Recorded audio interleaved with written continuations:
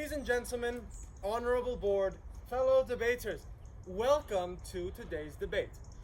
This House believes that climate change is the most urgent issue the world is facing today. Now, Demi and I will be arguing for this point, and Olga and Anna will be arguing against this point. Now, before we move on to our 3 points of the proposition, which are first, the effect on climate change on ecosystems, second, the effect on ecosystems on humans, and third, the lack of international cooperation in solving this issue, which makes it such an important and urgent problem, let's define some things. We define climate as the weather prevailing in an area over a long period of time, and therefore climate change as a change in climate in local as well as global ecosystems. Now, on to the first point.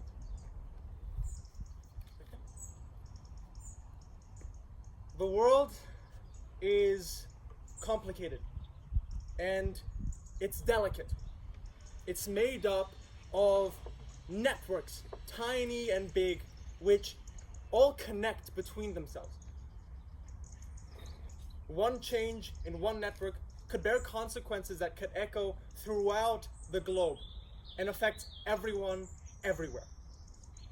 It's like a Jenga block, whose, if you just pull the right block from it, might just crumble completely.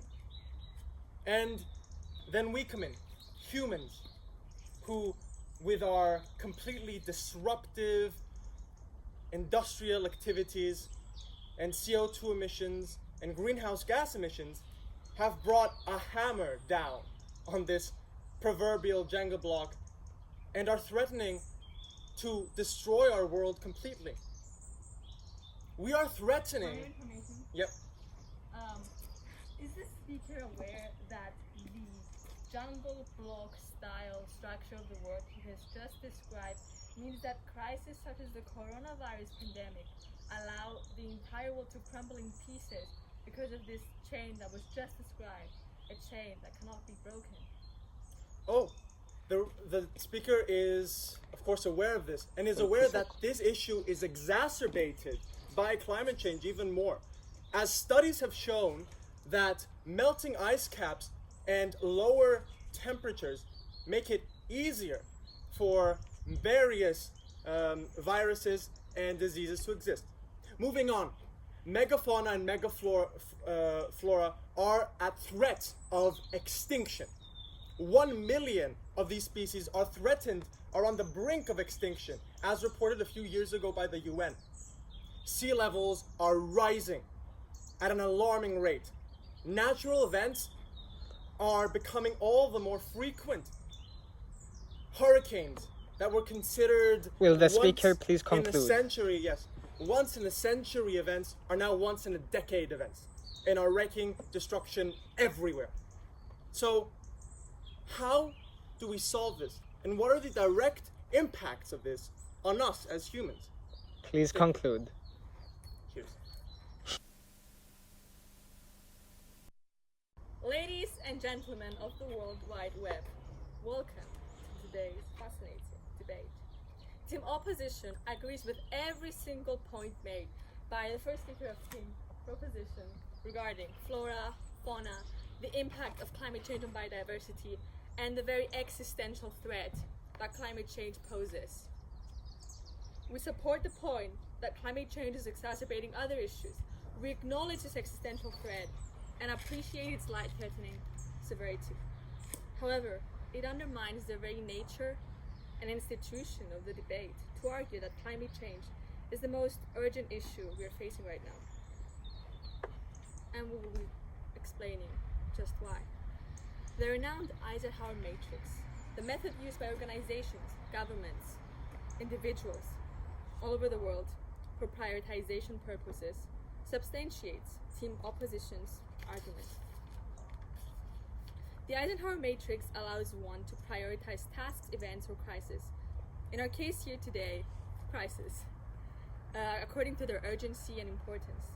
This resembles risk assessment mechanisms, which must be used when future-proofing societies. Although climate change is an issue of extreme importance, even relative to other issues in the world, threatening the survival of mankind.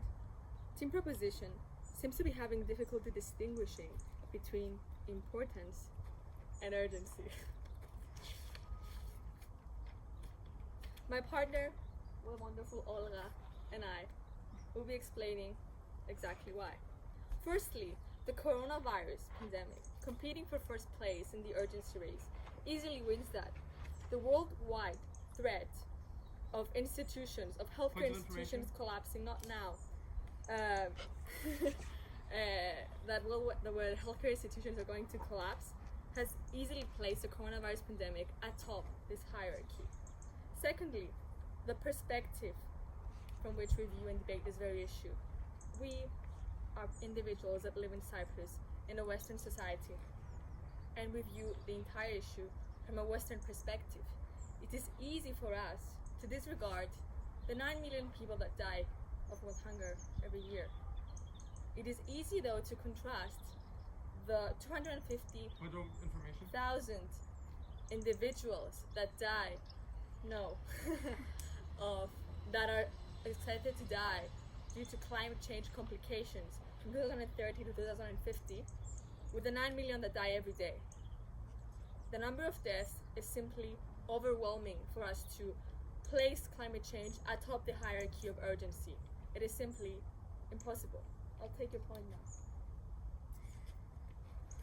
Is the speaker aware that climate change will only increase its effect on our global ecosystems and us exponentially from here on out? And that even though deaths might not be as high right now, in 20 years, in a generation, they will be. Thank you very much. This is exactly why we are arguing that climate change is not the issue that is of the most Will the speaker urgency. please conclude? The speaker will conclude, but of the most importance. From 2030 to 2050, the World Health Organization estimates that 250,000 people are going to die each year. But that only comes to like 5 million people, compared to the 9 million that die every day. And this future argument that Team Proposition is presenting to us simply shows us that climate change Please is conclude. an issue of importance, but not one of urgency. Thank you. Conclude. Thank you. Ladies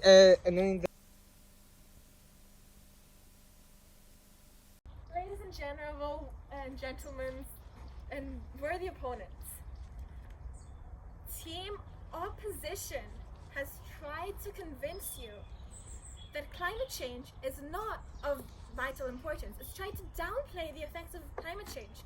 What it fails to acknowledge is the interconnectedness of climate change, and the topics and the issues that they have tried to argue outweigh it. They speak of global hunger. How much of global hunger is a direct result of poor climate conditions and overheating and drought? That is a concern that they fail to acknowledge. Point of information. Yes. Is the speaker aware that even if climate change were to be battled, as you are proposing, that whether there is enough food or not, the problem is not the amount, but the distribution. Hence, poverty and social class difference are the major problem. The speaker would like to ask Team Opposition to focus on the now and not make hypotheticals, but rather to focus on what we can do to sustain our planet long enough for us to actually be able to tackle the problems that Team Opposition is addressing. Point of information. No, thank you. Moving on. An example that will refute any arguments that have been mentioned is actually Lake Chad. Lake Chad in Nigeria is a vast expanse of water and allows for the livelihood of 35 million Nigerians, which are dependent on it for bathing or for its fish. Over the past decades, it has decreased in volume by 90%. These 35 million inhabitants have had to be displaced internally to other areas of Nigeria.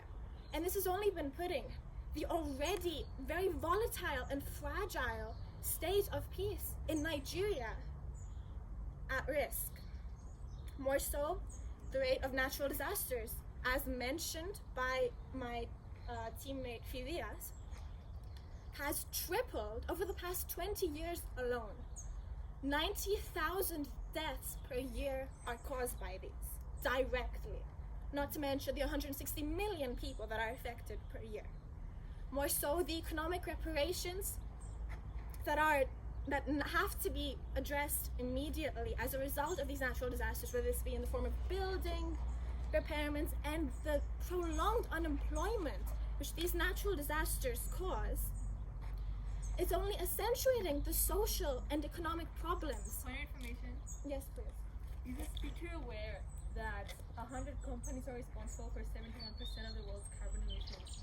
Therefore, the economy is very much relevant to this issue, that's the other way around. The interconnectedness of these issues is exactly why climate change must be prioritized, and why, to solve issues such as income inequality and the environment, we must first base the foundations of our system on the problem of climate change. Thank you very much. Venice, Lagos, Osaka, Alexandria, New Orleans, Rotterdam, and Miami are all cities which were forecast to disappear by the year 2100. 18 million Bangladeshi citizens are to be displaced. Bangkok will be below water level by 2030, and experts agree that Miami will in no scenario exist at the end of the century. For your information, No, thank you. I want us all to acknowledge the extent and the impact that refugee crisis of 2015, where 3 million refugees influxed into Europe, has caused on our systems and the trouble that it has caused in integration of these refugees. The number of refugees, and more specifically climate refugees, will by far exceed this. How will our systems respond? We must think proactively, we must think long term, and we must improve the situations of our climate before it reaches the point of no return. Moving on to our final point, which is that the world, and more specifically politicians and big companies, have not been addressing climate change with the importance that it deserves, and this is only putting us further at risk. The President of the United States, Trump, in 2017 left the Paris Agreement. for your information, No, thank you. And the effects of this have yet to be restored. The US, the second largest emitter of pollutants into the atmosphere, has yet to rejoin. Will the speaker please conclude? Of course.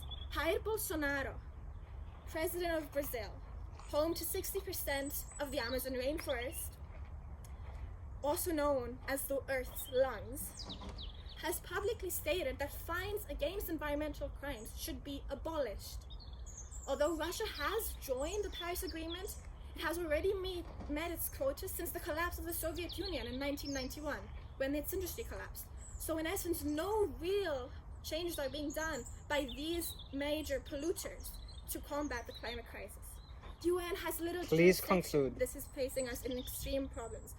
Finally, the way that the climate crisis disproportionately affects developing countries is allowing this to occur, and hence we must act now.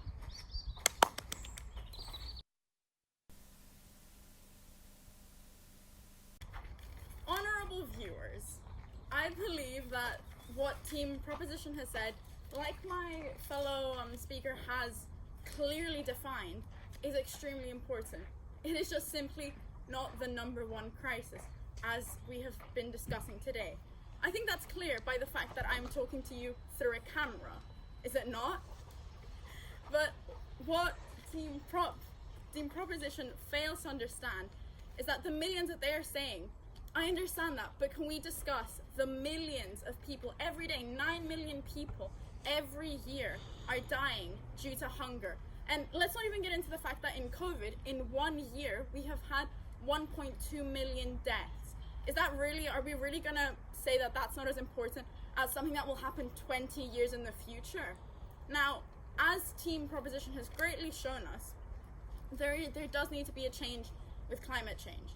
But what they're saying is so vague, and as a result, you can't just go, oh yes, rivers will flood, oh yes, there will be problems globally. Yes, there are problems. No, thank you. There are problems globally right now. And if, in fact, according to the BBC, there's no evidence that there will be a mass migration in the next 10 years, as Team Proposition has tried to lead you to believe. Point of information. Go ahead.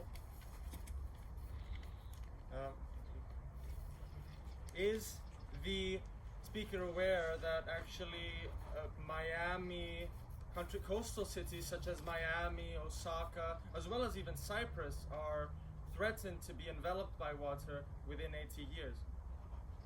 Thank you so much, Team Proposition. Within 80 years, not 10. Thank you for proving my point for me. And I'm so glad you brought up Venice, Lagos, Miami, because those are the countries and the cities that Team Prop wants to tell you. But how about we talk about the hundreds more African countries, which Team Prop has failed to even consider besides Nigeria. And guess what? The 35 million people that Team Prop has told us, that is nothing compared to the millions who die every day in Africa. Because we, as the Western side, have not provided to them things that we take for granted. And Team Proposition is looking at this. No, thank you. Team Proposition is looking at this from a completely biased point of view. That's the only way to say it. Because guess what? They have clean water, clean, fresh food, a roof over their heads. And guess what? They can worry about climate change. And even though it is a really important matter, the child who is going to die in the next 15 seconds, 15 seconds, because a child dies of hunger every 15 seconds. That is according to the UN. That child does not have the time to worry about climate change. I'm sorry. And unless we start caring about them more than something that will happen 80 years in the future, there millions more are going to die. And that is every day. And if I'd like to draw your attention to what have I brought up just now about hunger, can I tell you a story that I read, which I doubt Team Proposition has even seen? There was a boy called Emmanuel. He was 3.5 years old. His dad was a drunkard. He beat them every day. He left with no food or drink. Their mom died at birth, trying to give birth to his baby brother. And now he and his other 3 brothers are living alone. He is 3.5 years old. His oldest brother is 11. And that brother, Brian, has to go out looking for food. Otherwise, they beg in their nearby village. That is in an African country that they didn't even bother to mention. And you know why? Because they have the luxury of that. And it's not their fault that Team Proposition is a bit naive when it comes to this. I didn't know a lot of it until I researched it. And just because there has been a mass media craze with global climate change, I understand that. And I myself go to many of the climate protests and the change. I walk to school every day. I am not diminishing climate change. All we are saying as Team Opposition is that we cannot ignore the millions of voices who are screaming out for our help, and every day that happens in countries where we don't have to live. And unless you think that I'm just being sentimental and babbling on, here's some fast facts from the World Health Organization. There is in fact enough food to feed everyone. Unlike Team Proposition was trying to tell us when they said that unless climate change is battled tomorrow, there will not be enough food for everyone. That is not the problem. There is enough. Yet 690 million people go hungry at night every day in 2020 because we don't provide enough of our food, enough of the food that we are wasting and throwing away to these people. So in conclusion, whilst global climate change is a massive problem. May the speaker please conclude. So whilst global climate change is a massive problem, we cannot deny that the millions dying every day, not in 20 years, not in 80 years, we cannot ignore them. Thank you. Bomba!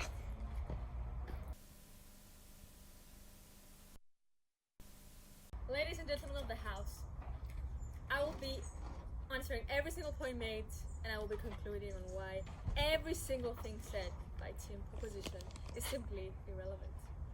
Interconnectedness of the world today is simply an argument for importance. It is not an argument for urgency, making it irrelevant. Out. The refugee crisis is caused predominantly by politics giants using people as political leverage. What is that? A political argument. What is the issue here? Once again, irrelevance. The emotive arguments might be very appealing and easy to follow, but be not deceived. The topic clearly reads that this is an issue of urgency, a matter of urgency, not a matter of importance. Team Opposition endorses every single point made about the detrimental effect of climate change, global warming on our planet. We understand that, we live that every day. We like to inform ourselves, we like to remain aware of it. But it undermines the very cognitive ability of our audience. If you are convinced that the points made relate to urgency, Team Prop presented valid, fascinating points on why lemon sorbet is the best. But the debate has been about strawberry ice cream the entire time. So be not fooled. It's the 53 million cases of COVID-19 that matter here.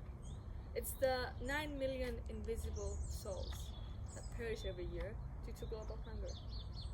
It's the souls that we don't see.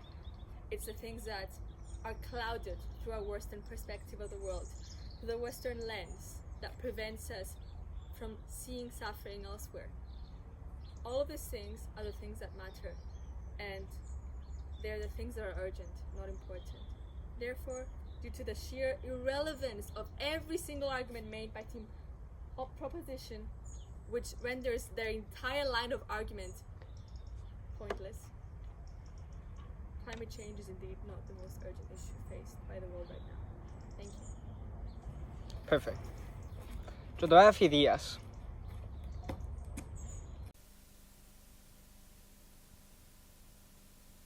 Ladies and gentlemen, before stating my concluding remarks, I'd like to comment on a few points that opposition has made in light of our topic.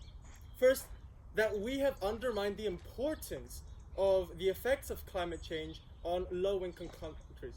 That is a flatly false statement, as we have stated again and again in our speech how climate change has, above all, the worst effects on agriculture, which, as we all know, is what LICs and MICs most depend on as a sector for their profit-making enterprises.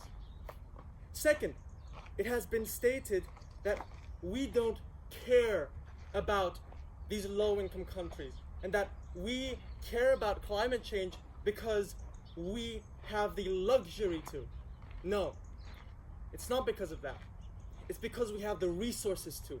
It's because we have the insight to care about climate change and the knowledge to understand that those people dying in Africa right now who don't have the time to think about it will die in the hundreds of millions, not in the tens, if we don't solve this problem right here, right now. Ladies and gentlemen, 1.5 degrees Celsius might not seem as important a number as 9 million people. Intuitively, it doesn't. I know it makes sense. But the fact of the matter is that even though the effects of climate change will not be fully felt until 80, 100, 120 years from now, soon enough, we will reach a point of no return. Epidemics can be killed by vaccines. Crazy politicians and dictators can be reasoned by good diplomats.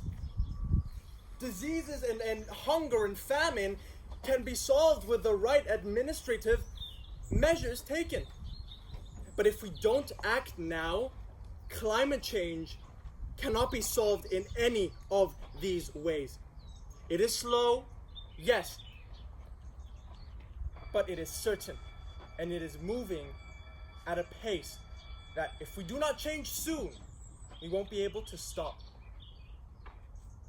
Ladies and gentlemen, I understand the concerns of the opposition, and I appreciate them, because I know more than anyone that a fruitful debate is the best way to give rise to meaningful, constructive solutions. But I have to restate again that we have to act now to solve climate change.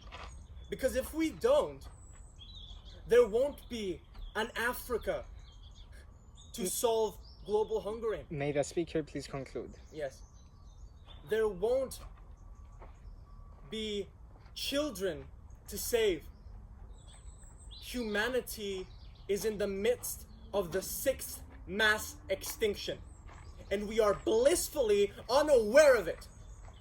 We choose instead to remain calm and remain in the blissful comforts of our ignorance. Please conclude. Yeah. Thank you. And just stay the way we are. But we have to take action right now. Thank you. Like, bomb. Yay, that last one. It was really good. It was good.